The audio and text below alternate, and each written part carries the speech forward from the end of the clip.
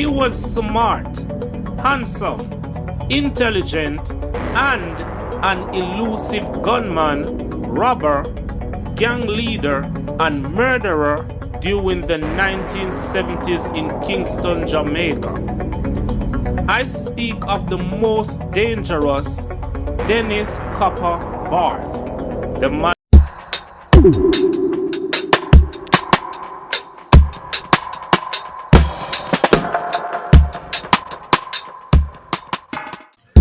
Welcome to Ramona TV. Like, share, and subscribe. Tell a friend to tell a friend. He was smart, handsome, intelligent, and an elusive gunman, robber, gang leader, and murderer during the 1970s in Kingston, Jamaica. I speak of the most dangerous Dennis Copper Barth, the man who is considered to be the first to have introduced organized crime to Jamaica. He was both fearless and feared.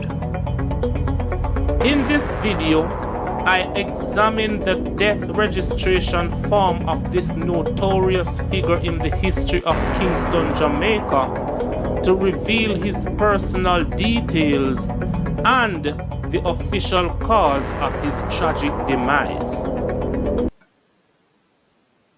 This is the death registration form of Dennis Barth, aka Copper.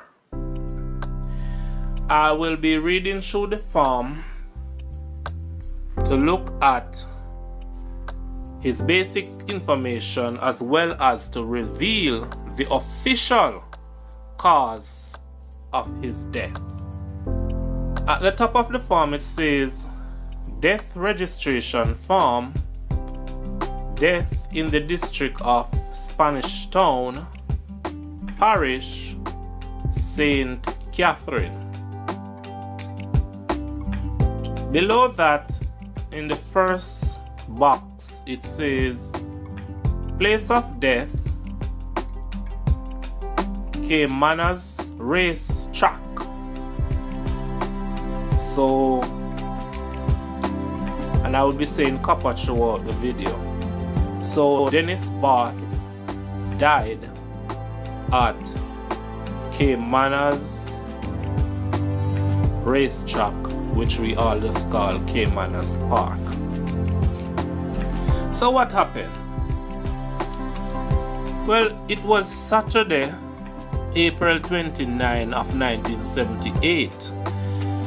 It was business as usual at Caymanas Park. The weather was fine, the horses were out, and bets after bets were being placed by gamblers. Copper and his cronies had already conspired to rob Caymanas Park.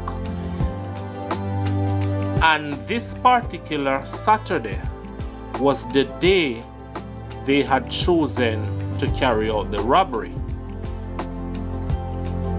So they entered Caymanas Park with concealed weapons. Yes, they had their weapons hidden under their clothes.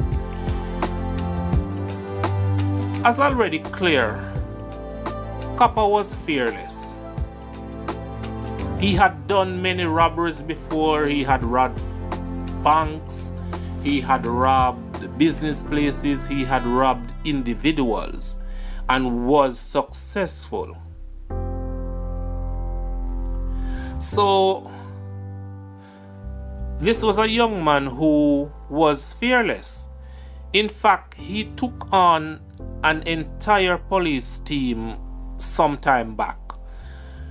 In that incident, he killed a police officer, and I think he was about age 18 years old at the time. In that incident, of course, he was wounded, hospitalized, charged, tried in a court, and sentenced to life in prison for the death of the policeman. But Copper later escaped. And we're talking about the General Penitentiary, you know, and escaped from prison 2 times. He was smart. In fact, he had escaped police many times. Anyway, back to Caymanas Park. It is said that Copper and his cronies successfully got to the room where the cash was being stored. And this was a lot of cash. They, gathered the cash in different bags. Then they were challenged by the police. A brutal shooting then began. The police was shooting at Copper and his cronies to kill them, while Copper and his cronies were also shooting to kill. At one point in the shooting, there was a break. No shooting was happening from the side of the police officers. Just a brief moment, and Copper grabbed to that moment and he ran for it. He grabbed a bag of cash and made a desperate run towards the exit. He was then fired at by police officers, and so he had to go back. But as he was going backwards, he fired at the police with his high-powered gun, injuring 2 police officers. The 2 police officers went down, meaning after they were shot, they fell from off their feet. And at that point, Copper felt he had killed them. So he began to move towards the door. As Copper was moving towards the door, one of the injured police officer, bleeding but did not lose his strength, he fired at Copper. The policeman's bullet was fatal. Copper was thrown off his feet.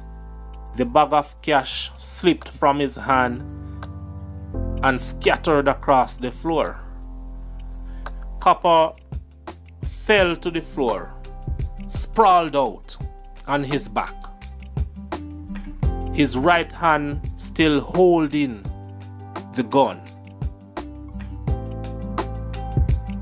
his eyes wide open as if staring at. This question still remains: where was he shot? On which part of his body was he shot? Let's find out. So along the farm, we're gonna continue on the left of the farm. So below that we see particulars of deceased. Date of death 29th April 1978. So Copper was shot dead on, in simple terms, April 29, 1978. Below that we see full name, and they wrote Dennis Barth, the name that his mother gave him at birth, never knowing the type of young man he would have grown to become, and that this name would age in Jamaica's history as the name of one of Jamaica's most wanted and most dangerous. Below that we see sex. They wrote male. Yeah, we know he was male. Beside that we see condition. And condition means marital status. So beside condition they put bachelor. Now, a bachelor is a male who was never married, or if still alive, who is not married. A single guy. Below that, we see occupation or calling, and they wrote gunman.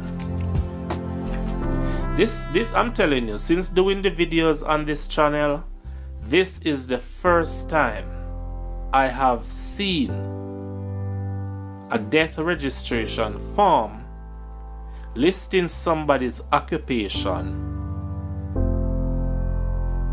a criminal activity. His occupation here is listed as gunman. Well, as we all know, Dennis Barth Copper, he started out in his criminal activities from very early. He got a gun, he started to rob, he ended up killing a police officer. We all know it. I don't want to, frustrate some of my subscribers who said that I have a tendency of repeating information.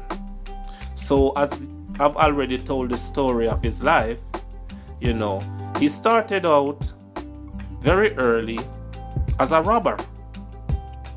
And he continued to rob, and that's how he get his money. That's how he got his money. So there was nothing else that they could put there. He did not go and learn a trade. He did not learn a profession, nothing. He was just the guy who just went straight into criminality as soon as he was able to manage himself. So here his occupation is listed as gunman. Not an inspiration for anybody else to go and take up, because that's not a nice profession. Below that we see birthplace, and it is empty. Well, he was born in 1951 in Kingston. Yeah, so they could have put Kingston there. Alright, now we're gonna go over to the right side of the form where we should see the cause of death. So here on the right side of the form it says cause of death, immediate cause, and they wrote shock and hemorrhage as a result of injury caused by the projectile of a firearm, and that no one is criminally responsible. Justified homicide. Hemorrhage means excessive bleeding, massive bleeding. So in short, he bled to death after being shot to kill.